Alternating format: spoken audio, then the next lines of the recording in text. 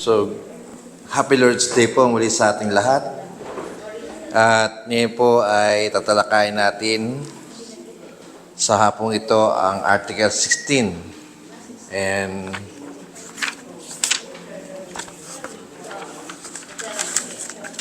so,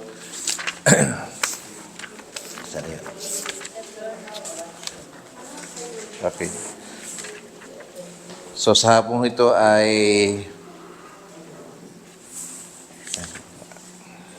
okay. So, ganito po ay yung sinasabi sa Article 16.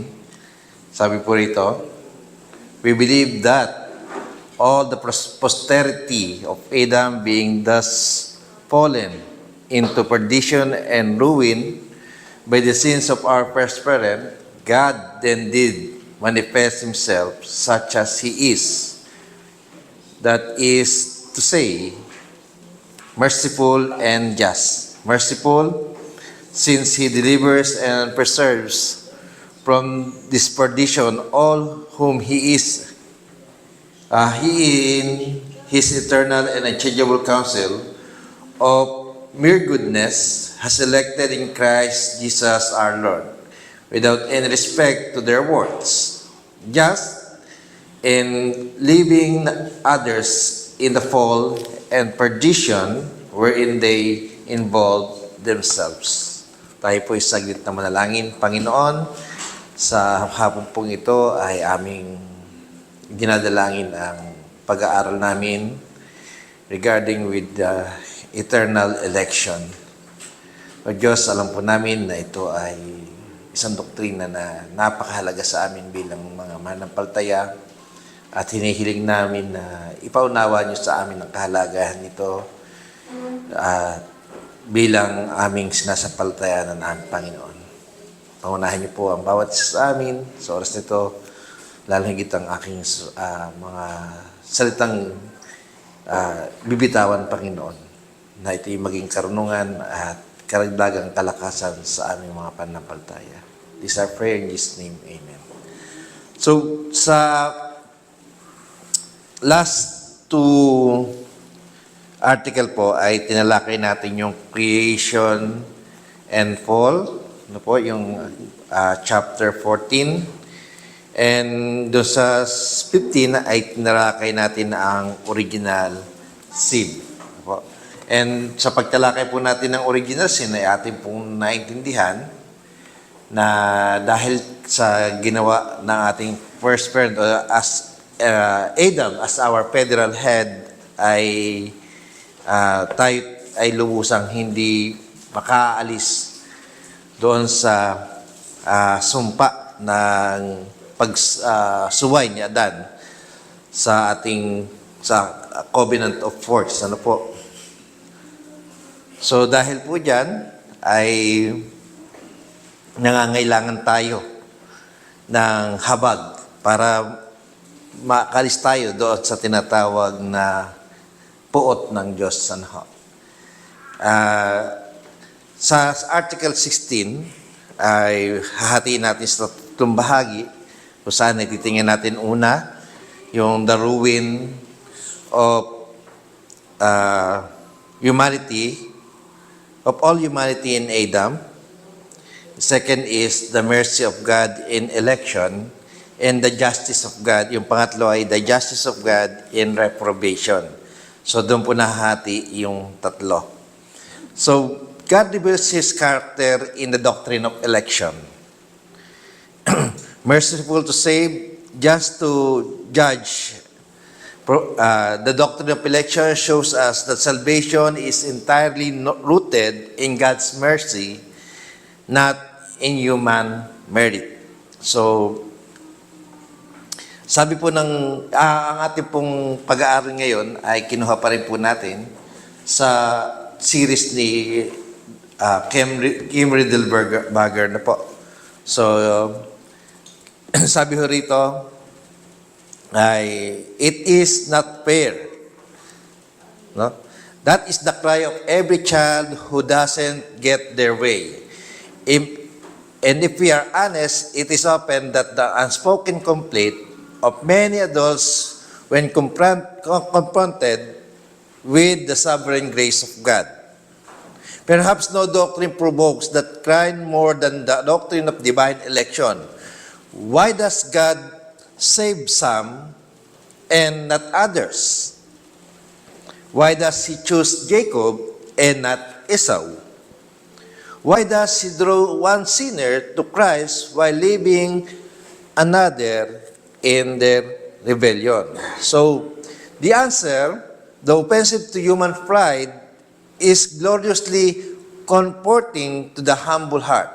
Article 16 of the Belgian Confession puts it plainly. No po, sinasabi dito, no, actually, ang doctrine of election ay talagang mabigat na usapin, hindi ng mga reform, kundi ng mga iba't ibang Christian churches, no? And ibang churches, ibang denomination, lalo na sa evangelicals at sa mga hindi tumatanggap sa doktrinang ito. No? Kailan nyo kailan nyo unang narinig ang salitang election? No po? And ano po yung naramdaman natin nung ito ay inyong narinig at ano yung naging kaisipan nyo tungkol sa doktrinang ito? So, maaaring kahit ako bilang isang mag-aaral noon, nung ito yung una ko narinig na bakit parang unfair yun. No? Narinig na parang bakit kailangang isave yung iba at yung iba'y hindi. Unlike kung ang doktrinang tatanggapin natin ay ang Diyos ay nililigtas ang lahat, parang ang dali lang isipin.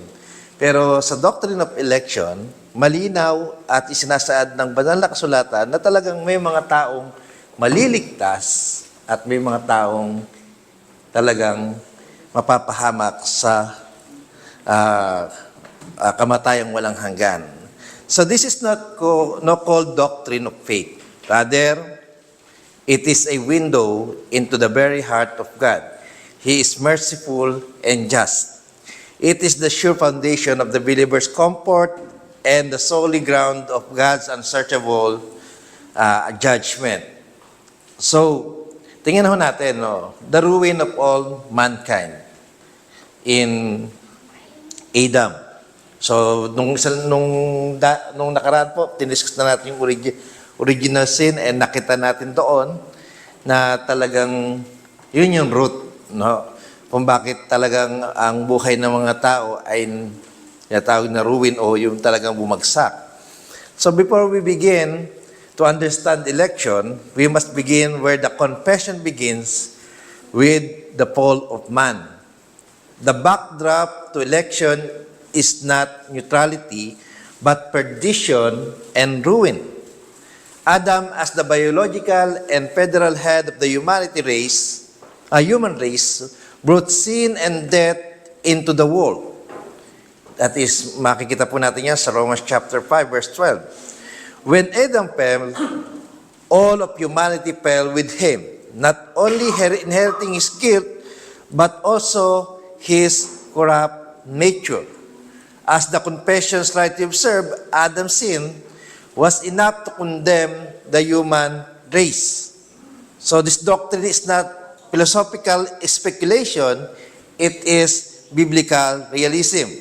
We see the fruit of this fall all around us. War, greed, lust, hatred, idolatry, and even death itself. So, sinasabi ho ni Kim Riddleberger na yung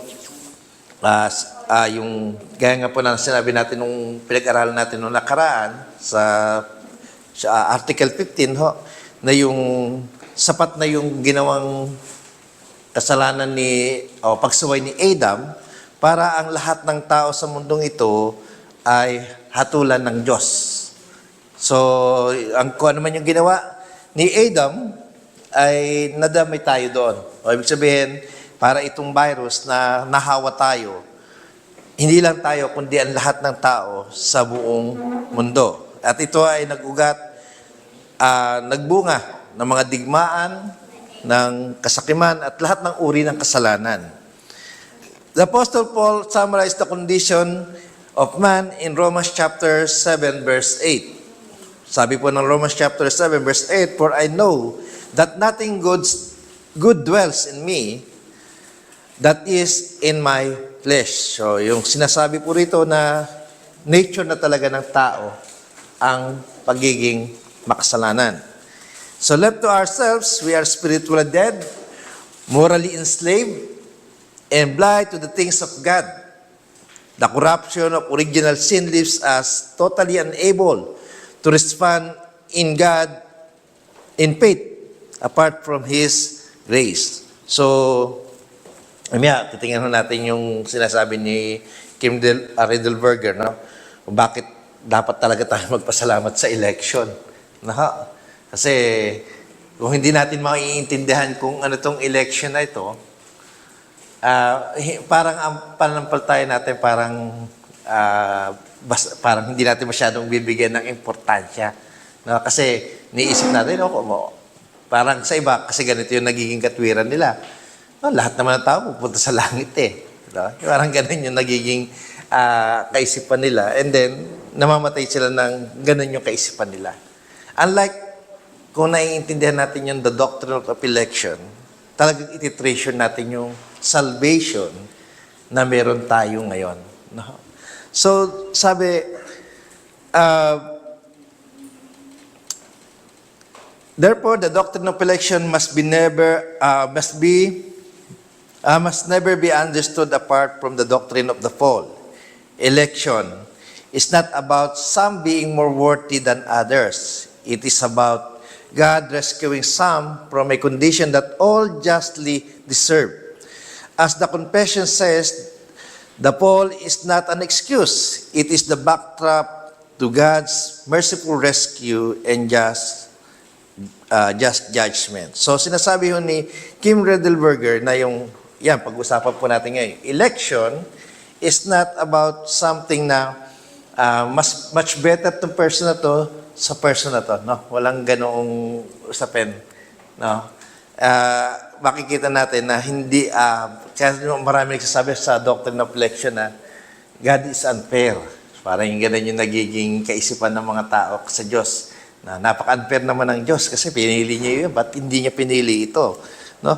Pero, so, tingnan natin number 1. So, the mercy of God in election. The heart of article, so this is Article 16, and indeed, the heart of the gospel is found in these words. God showed Himself to be as He is, merciful.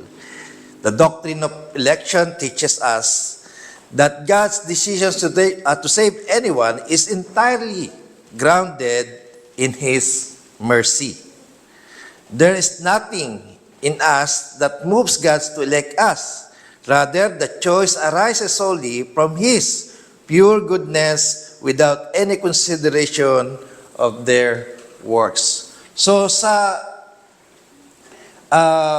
election, sabi nga, ito yung nagde-demonstrate kung gaano kalaki yung habag ng Diyos. So dito natin nakikita. Sinasabi dito ni Kim Riedelberger na yung desisyon ng Diyos na iligtas ang sinuman.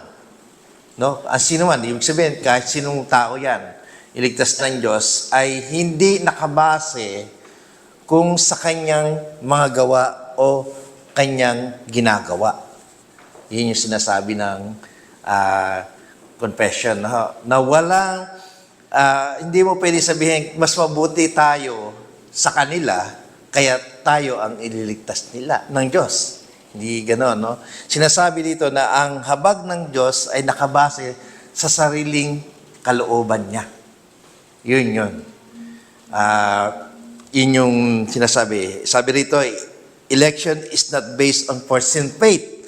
Na hindi yung nakita kasi ng Diyos, mananampalataya itong tao ito, kaya iniligtas niya to. Hindi po sa ganon, no? Sabi, a common objection of the doctrine of conditional election is the claim that God chooses people based on foreseen faith. That He looks down the corridors of time and see who will believe, then elects them. But Scripture teaches otherwise in Romans chapter 9, verse 11 to 13.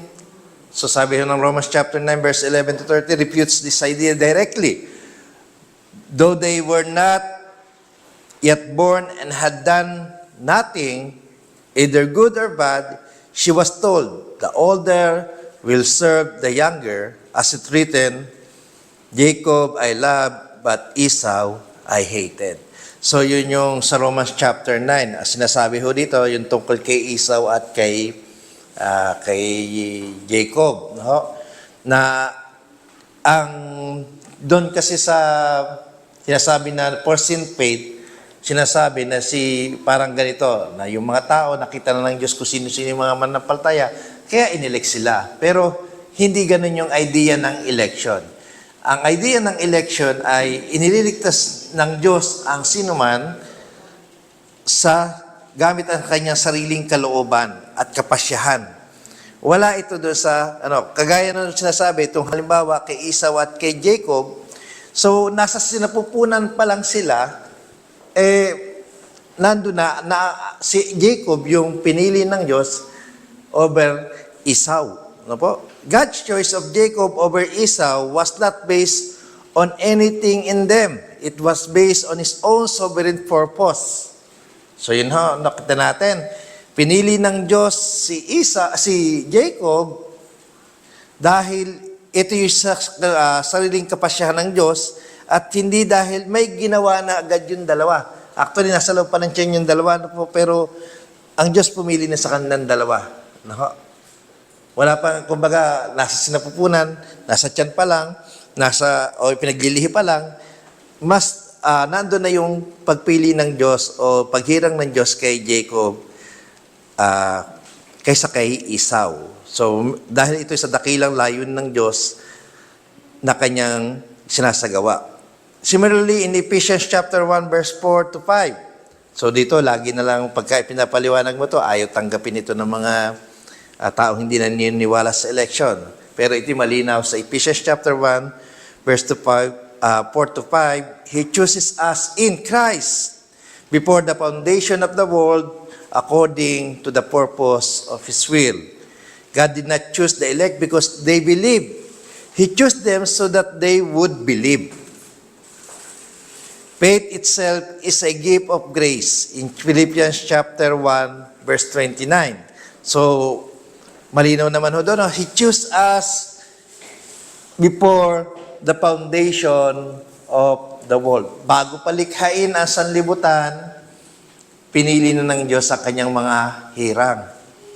Ibig sabihin, hindi dito nakikita niya si Romeo, ililigtas ko kasi si Romeo, ililigtas ko to dahil buti siyang tao. Hindi doon, no? So talagang ang Diyos ay nakabase sa kanyang sariling kapasyahan at sarili niyang kalooban. So election is in Christ. Election is not a divine lottery, nor an abstract decree. It is personal and Christ-centered. The confession says, God chose the elect in Jesus Christ our Lord.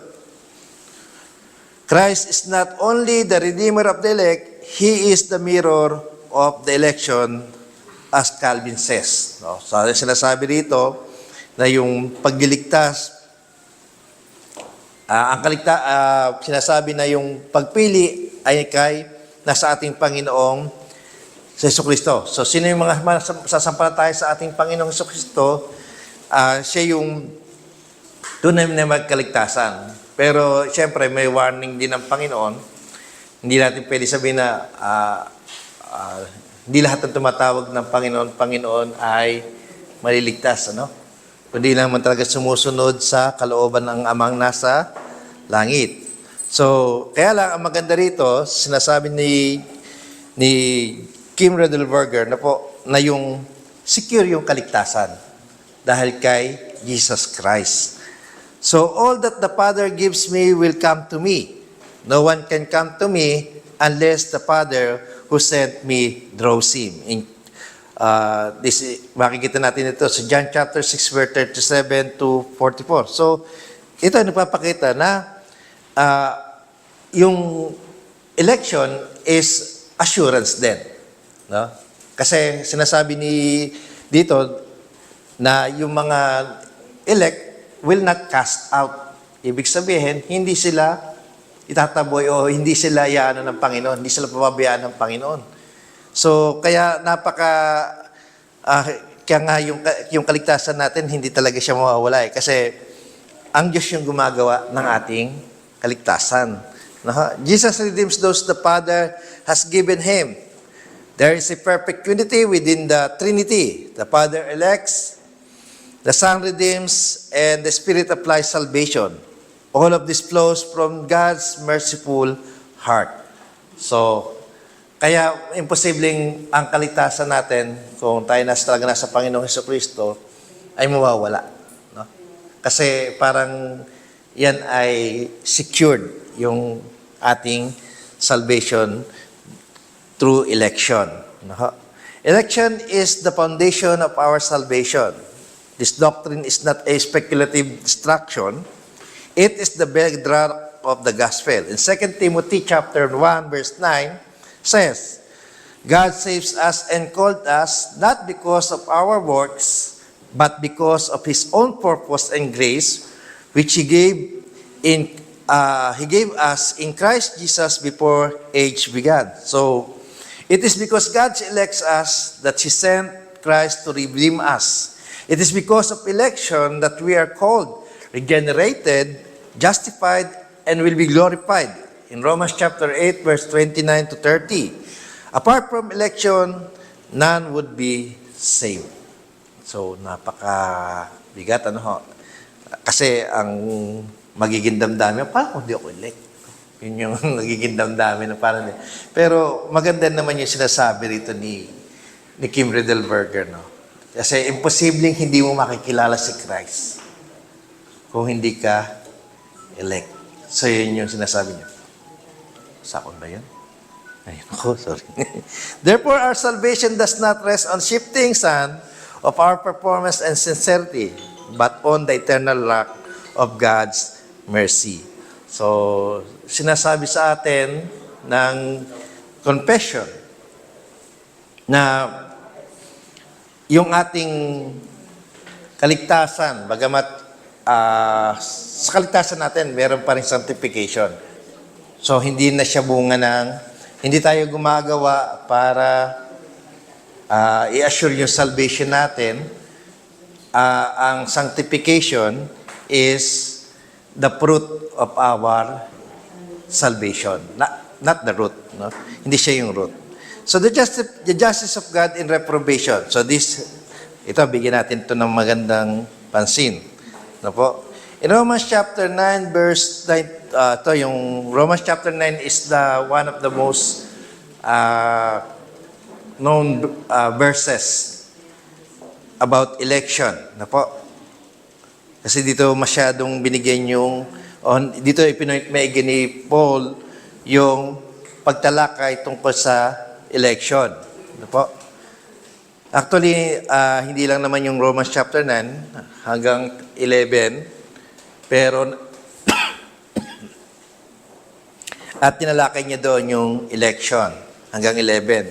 The Belgian Confession, Article 16 states, He is just in leaving the others in their ruin and fall into which they plunge themselves. So, after setting forth the mercy of God in electing someone to salvation, the confession turns with equal solemnity to another truth. God is just in reprobation. That is, in passing over others and leaving them in their sin. While election reveals God's mercy, reprobation reveals God's justice. Both are equally grounded in His perfect character. So this doctrine is humbling, and to many it's difficult and very offensive. Tama naman po na para bang sinabi natin na very offensive. Bakit kayo, parang pagka minsan tinanong ka, bakit kailan ba yung may karapatang maligtas? No? Parang ganun yung sinasabi nung iba. At dahil na-open sila na kaya hindi nila matanggap talaga yung idea ng election. Kasi nga, parang ganun, na bakit ikaw ba ang Diyos? Parang gano'n, no? Na ikaw ba magpapasya kung sino maligtas? Tama naman yung kaisipan na ang Diyos lang yung magpapasya kung sino ang maliligtas at hindi maliligtas. Pero, siyempre, hindi natin may tatangga yung doctrine of reprobation kung saan sinasabi rito na may mga tao talagang lalampasan. No, yun yung term na ginagamit. Actually, when doon ko lang naintindihan to kay Paring Paulo daw, kay Pastor Paulo, no? Nung sinabi niya na lalampasan, it means na talagang hindi talaga sila saved. No? So, our task then is to understand and submit to the Scripture reveals, trusting the Judge of the earth, of all the earth, shall do what is just. So, sinasabi rito, reprobation, so what is reprobation? Reprobation is the act of God whereby He passes over certain sinners, withholding the saving grace that would bring them to repentance and faith, and leaving them in just consequences of their own sin. Unlike election, which is an act of mercy, reprobation is an act of justice. It is crucial to understand that reprobation does not mean that God arbitrarily damns innocent people. Rather, all humanity stands already guilty in Adam in Romans chapter 5, verse 12. So, kung titingnan po natin sa kabuuan, lahat naman tayo, no? Lahat naman ng tao ay subjected talaga na maparusahan o ano ba tawag doon? Dalhin natin yung sumpa ng ginawa ni Adam. No? Lahat tayo, hindi naman Pero dito natin makikita yung habag ng Diyos sa election na siya'y pumili ng mga taong kanyang ililigtas. So yun yung maganda doon. Na kung nakikilala mo ang ating Panginoong Jesucristo, sinasampalatayanan mo siya, at totoong may pananampalataya ka sa Kanya, then hindi ka dapat mag-alala. No? Hindi ka dapat mag-alala. Pero kung so sabi dito, therefore just as sin came to the world through one man, and death through sin, and so the death spread to all men because all sin. No, reprobation does not make people guilty. It supposes guilt. Those passed over are not wronged by God. They are treated with justice. Only the elect is treated with mercy. So, kaya po ng ating sinasabi kanina pa, at pinag-uusapan na yung may mga tao talagang lalampasan. No? Yun yung nakakalungkot. Kung sino man yung mga tao yun, hindi natin masasabi. At kung sino man ang elect, hindi rin natin masasabi.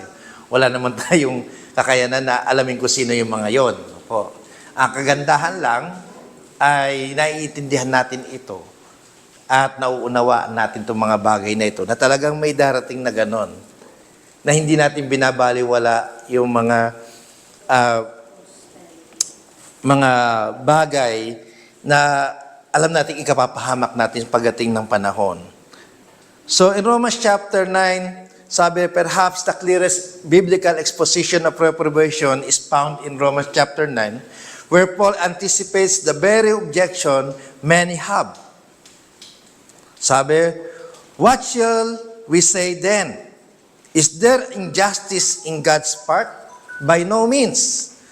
So, Paul illustrates God's sovereign mercy by appealing to God's word to Moses.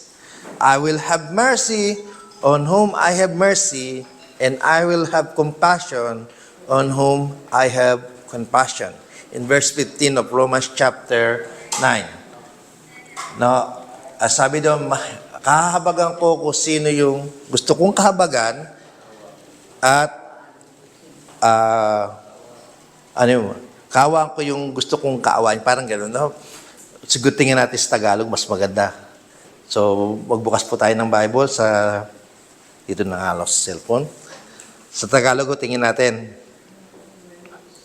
Romans chapter 15. 9:15 po. Makibukas po kayo sa akin. Romans chapter 9:15.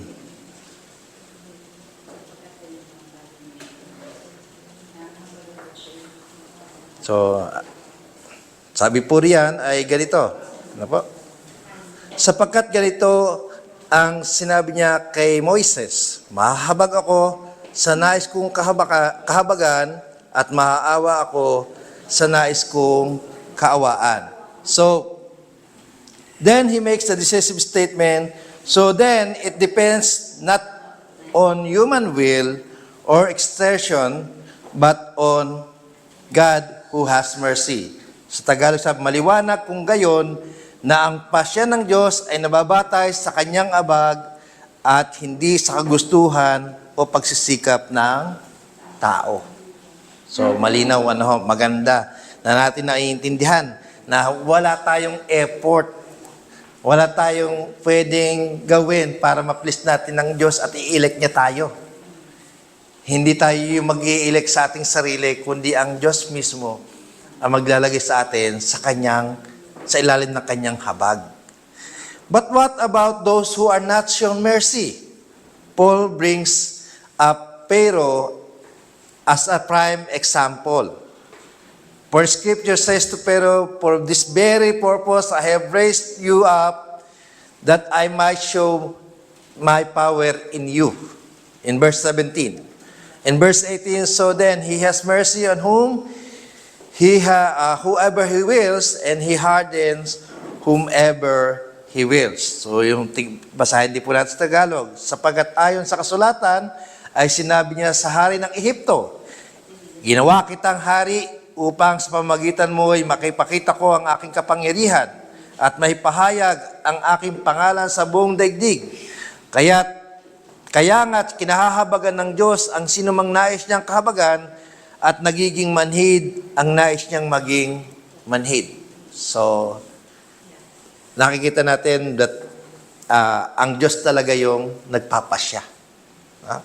This hardening is a central feature of reprobation. Pharaoh hardened his own heart repeatedly in Exodus chapter 8 verse 15, but the Lord also hardened his heart in Exodus chapter 9 verse 12.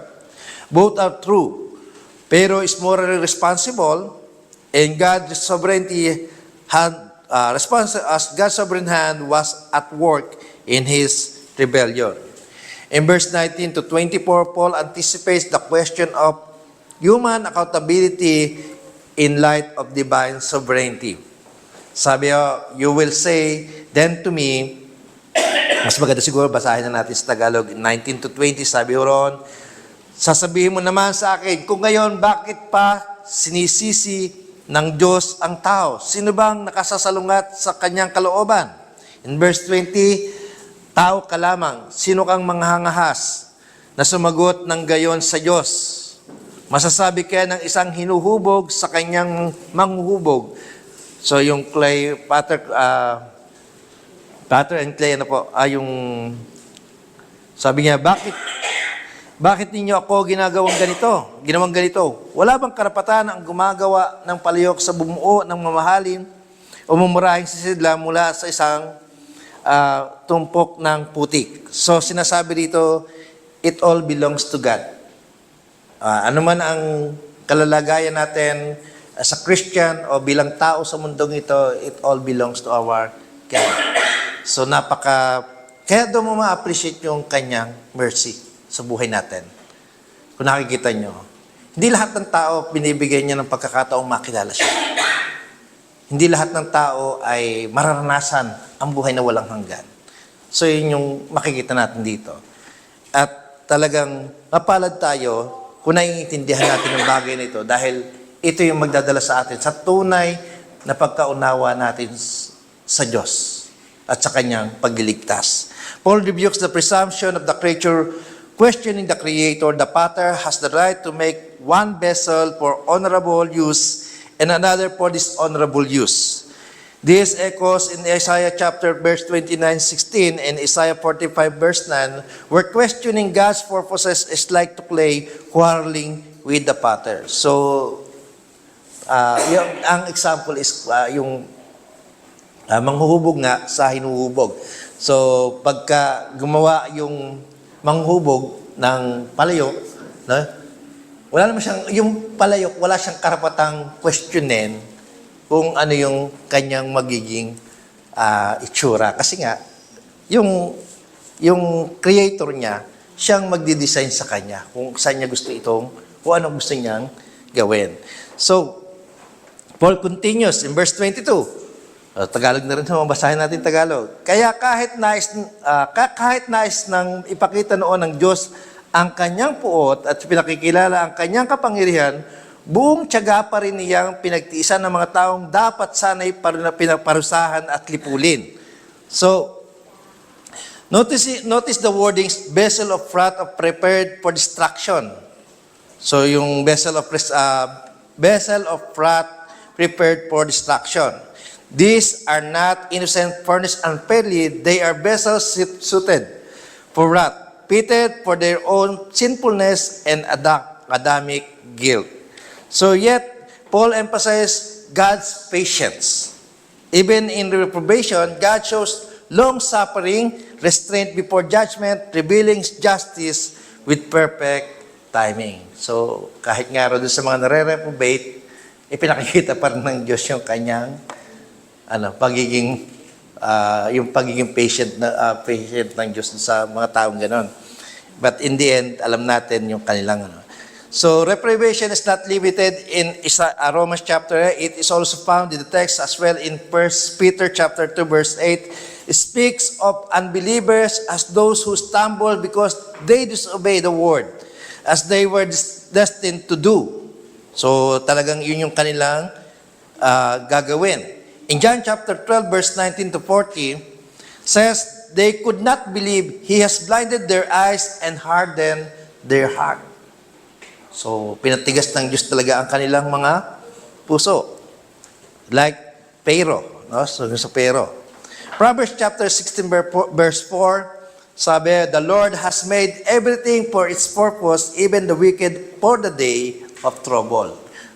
So, each of these passages underscores a hard but consistent truth. God, in His sovereign, does not save everyone, but He wrongs no one. No?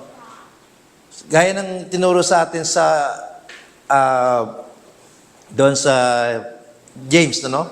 Hindi tinutukso ng Diyos yung tao para magkasala o gumawa sila ng kasalanan. Ang kasalanan is already nandoon sa ating nature na. At yun yung yun yung talaga yung tinagtutulak para ang tao ay gumawa ng kasalanan at maging vessel of wrath, no? Yung talagang yung puot ng Diyos ay nasa kanila. So it is essential to understand the asymmetry between election and reprobation. Election is an act of mercy. God gives what is not deserved. So as sinners, hindi natin deserve yung salvation, pero ibinigay ng Diyos. Reprobation is an act of justice where God gives what is deserved. So, ibinigay talaga ng Diyos yung justice o yung dapat sa tao. No? So, as RC4 once wrote, no one is the victim of injustice at the hands of God. Some receive mercy and the rest receive justice. No one receive injustice. So, pero kung titingnan natin itong doctrine na to, parang lumalabas, may injustice sa Diyos. No? Kasi para sabi, bakit siya ba? Yung tanong na, that is unfair. Pero, kung titingnan natin ng scripture, God is merciful and just. At pinakikita niya kung sino siya. Yun yung karakter ng ating Panginoon. So, even though the doctrine is clearly taught in Scripture, the Bible Confession wisely refuses to go beyond what God has revealed. It states the fact, but does not indulge in speculation. This is important. The doctrine of reprobation is not meant to provoke curiosity or cold detachment. It is meant to stir up holy fear, humble worship, and a deeper gratitude for God's grace. So, kung naiintindihan natin ito, So, yung election and reprobation, no, talagang makikita natin to sa dalawang ito na talagang sabi nga ni Peter, work out make sure your election. No? Yun naman ang itinuturo ni Peter sa atin, na talagang itinuturo niya na tayo bilang mga nakakakilala sa Diyos, ay pagtuunan talaga natin ng pansin ang pagkahirang at pagkatawag sa atin ng ating Panginoon. Charles Spurgeon put it well. If there were no other reason for the doctrine of election, but it is humbles the pride of man, that would be enough. Reprobation reminds us we deserve nothing but judgment. If we are saved, it entirely in God's grace. So,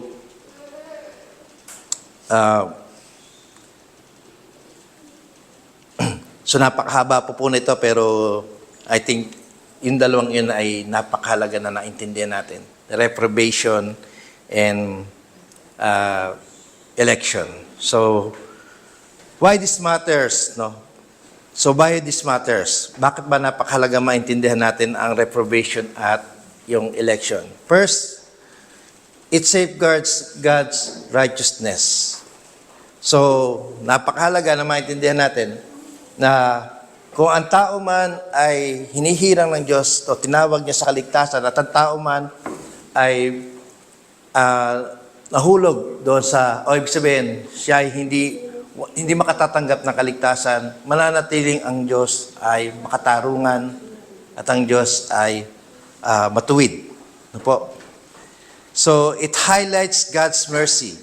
So, by placing election after the fall, we see election not as favoritism, but as a sovereign act of compassion. God did not choose the elect from a pool of innocence, but from the mass of condemned sinners. This glorifies His grace. So, pinili tayo ng Diyos, hindi dahil tayo ay mga inosente. I mean, ibig sabihin tayo walang kasalanan. Pinili tayo ng Diyos doon sa lupon ng mga makasalanan din. At ipinaranas niya lamang sa atin ang kanyang habag. And sa huli, sinasabi sa atin na itong doktrinang ito, no po, ay magbibigay sa atin ng una. Ano ba yung ibibigay sa atin ng doktrinang ito ng election? Una, pagpapakababa or humility. Maintindihan natin na kung ano man tayo ngayon, ay habag lamang ng Panginoon. Papaunawa sa atin na naman ang meron tayo ngayon, hindi dahil may ginawa tayo na hindi nakita ng Diyos na magiging mabuti ka. So, darating na panahon, kundi noon pa man, no? Bago pa man likhain ng Diyos ang sanlibutang ito, ay pinili ka na ng Diyos dahil yun ay pasya niya. Yun yung kalooban niya. At walang makakalaban doon. No? Ibig sabihin, walang makakapaghiwalay kay talaga sa isa Panginoon dahil yun ang kalooban niya talaga. No? Pangalawa, comfort for the broken. No?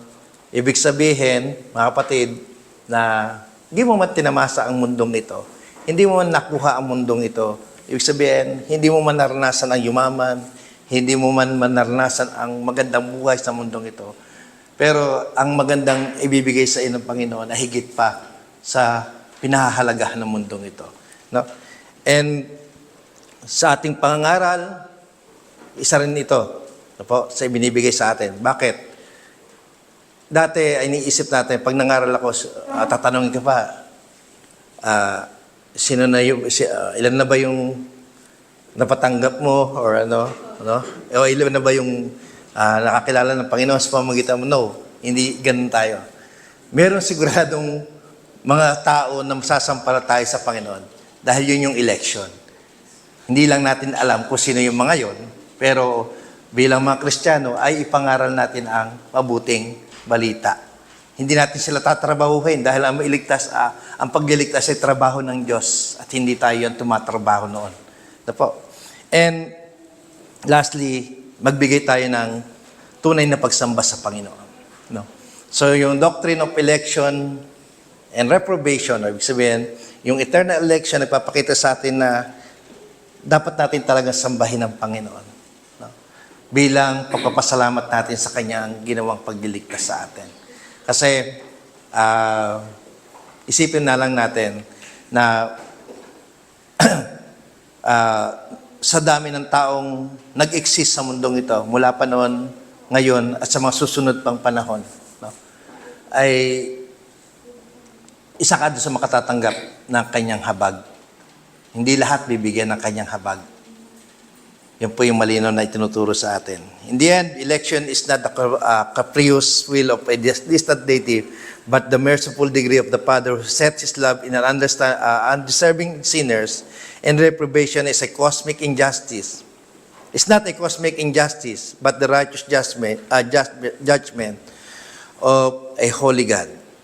Let us then embrace the doctrine not as a philosophical puzzle, but as a divine revelation meant to lead us to humility, comfort, and awe-filled praise. So mga kapatid, kung nakikilala natin today at naiintindihan natin, nauunawaan natin kung anong pananampalataya ang meron ka sa ating Panginoong Hesukristo, hindi kung anong simbahan ka meron ngayon, no? Kung anong pananampalataya ang meron ka sa Panginoong Hesukristo. Tunay na sabi nga ay lalo pa nating pagbutihin ang ating paglilingkod, hindi dahil tayo ay sinasabi nating elect, kundi dahil ito yung tunay na pagkatawag natin sa Kanya. Ito yung dahilan kung bakit, sabi nga, ito yung dakilang kalooban at layunin ng Diyos sa atin. No? So, tinawag tayo dahil meron siya layunin sa buhay natin at yun ay luwalhatiin siya sa ating mga buhay magpakailanman. So mga kapatid, nawa ang doktrina ng eternal election ay magbigay sa atin ng mas malalim na pagsampalataya, pagkilala at pagluwalhati sa ating Panginoon. Tayo po'y manalangin, dakilang Diyos, marami pong salamat dahil sa kabila na kami, Panginoon, ay hindi karapat-dapat sa iyong habag, ay niloob mo, Panginoon, na maranasan namin ito. Tunay, Panginoon, na wala kaming may babahagi o may aambag sa kaligtasang ipinagkakaloob mo sa bawat isa sa amin. Ang magagawa lang namin, Panginoon, ay tanggapin ito. At sa kabila nito ay ang pasasalamat, pagluwalhati at pagpupuri sa inyo. Dakila ka, Panginoon, at tunay na sa aming buhay ay tanging pasasalamat lamang ang may babalik namin sa inyo. Sa paglakad namin sa buhay Kristiyano namin, nawa, Panginoon, mas maintindihan pa namin ang ginawa mong ito sa buhay namin, Panginoon. Dalangin namin ito sa pangalan ng Panginoong Kristo. Amen at amen. Pagpalain po tayo ng ating Panginoon.